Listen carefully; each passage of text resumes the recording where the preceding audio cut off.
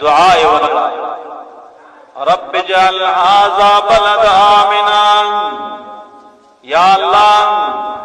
شڑ دشت میدان دے بالکل انسان نشت دے رب اجعل هذا بلدا یا اللہ دا شڑ دا امن دے وگر دے دا سی چلگ ورڑان دے شو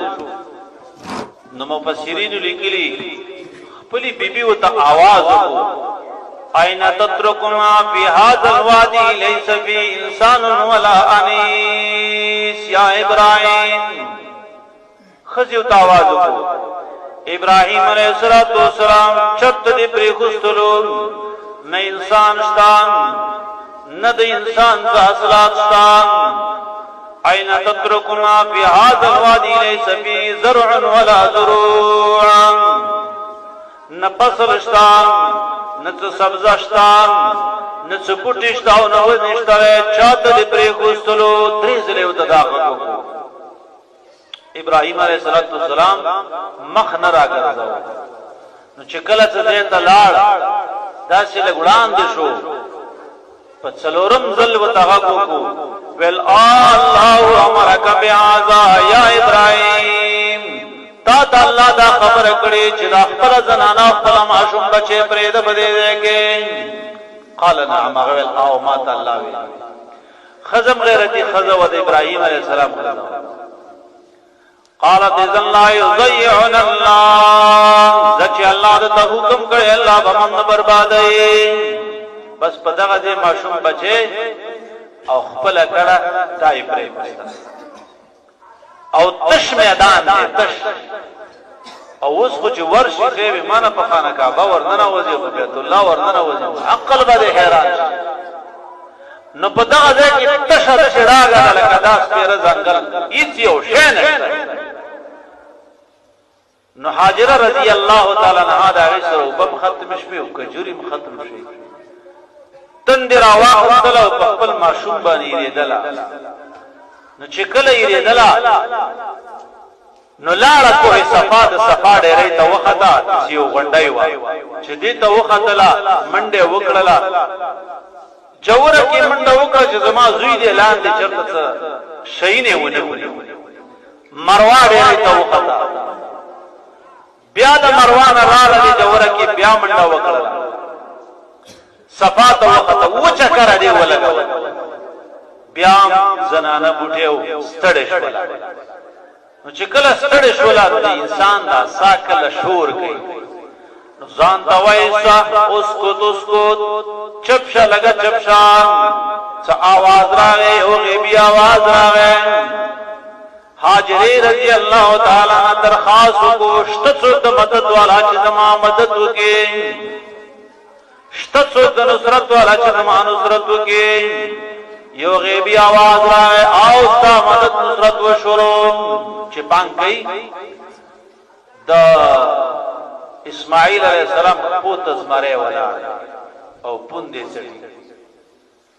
الله جل جلاله دا ہلاکت پر نقشہ کی انسان ته نجات ورکړي د ذلت پر نقشہ کې عزت ورکړي د عزت پر نقشہ کې ذلت ورکړي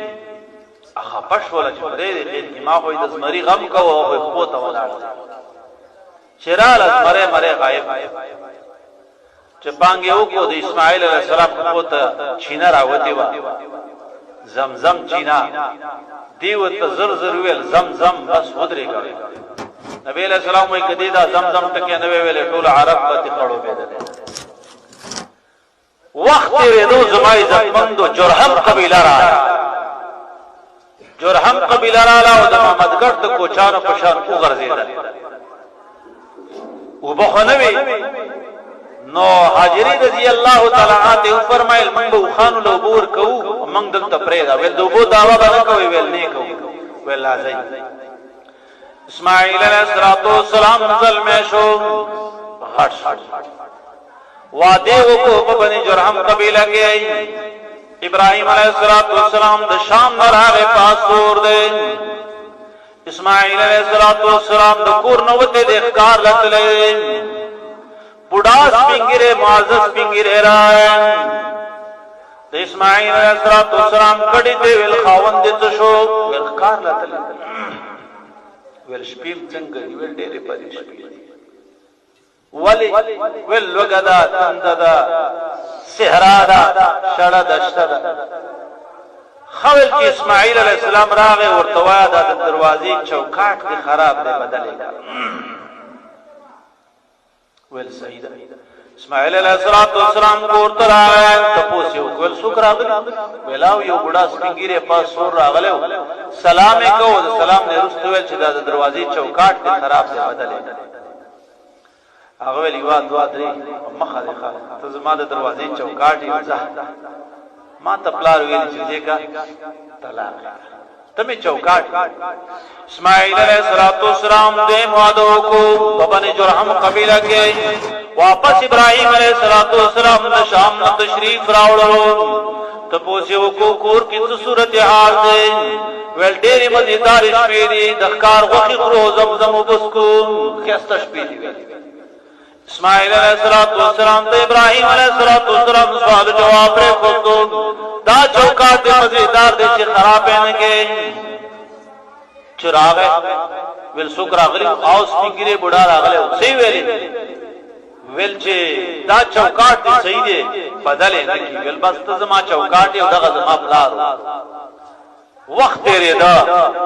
ابراهیم علیہ السلام راغی اسماعیل علیہ السلام زلمیش الله جل جلاله ابراهیم علیہ السلام ته حکم کړو ویل خانه کعبه جوړ کا اوس خانه کعبه جوړ د خانه کعبه بنیاد واذ يرفع ابراهيم القواعد من البيت ابراهیم علیہ السلام د خانه کعبه دادونه کې خوست شروع شو و اسماعیل علیہ السلام سره شریک دي